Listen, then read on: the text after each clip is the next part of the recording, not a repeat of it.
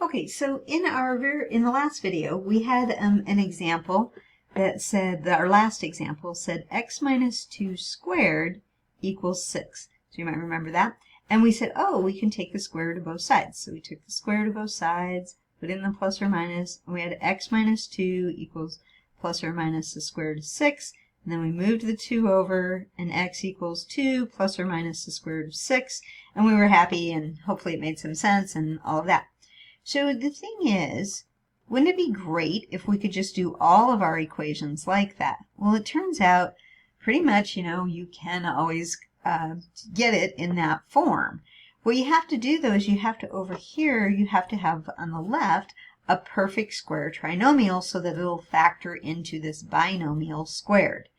So if you can get that, then great. You could solve it with that method.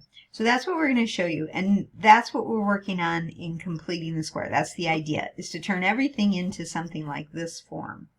So to do that, first we're going to review perfect square trinomials. So if you remember, when we have a plus b squared, that's equal to a squared plus 2ab plus b squared.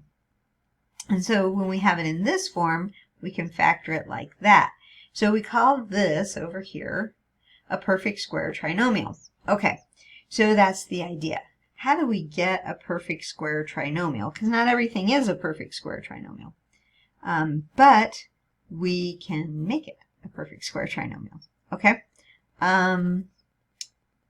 Let's see. We call this completing the square.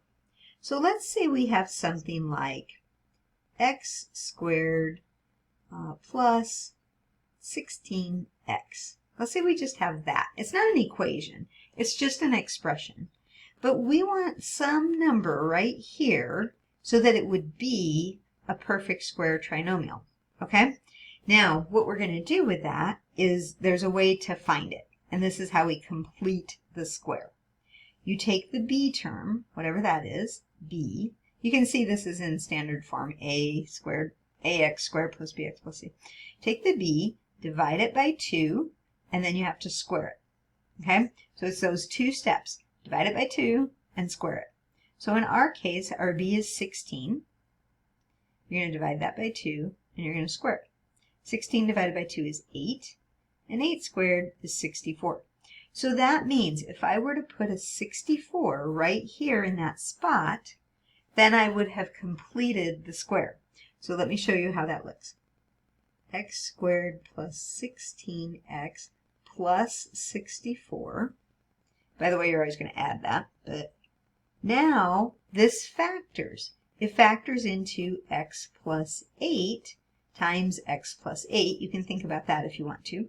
Or we can write that as x plus 8 squared. This is what's always going to happen. You're going to get the same binomial because you made it a perfect square trinomial. Now, if you're concerned about the 64, it's like, hey, how come I can just add that 64 in?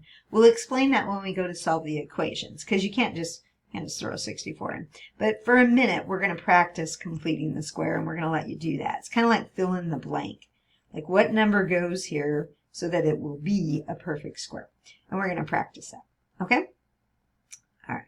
I think we're practicing that in the next video.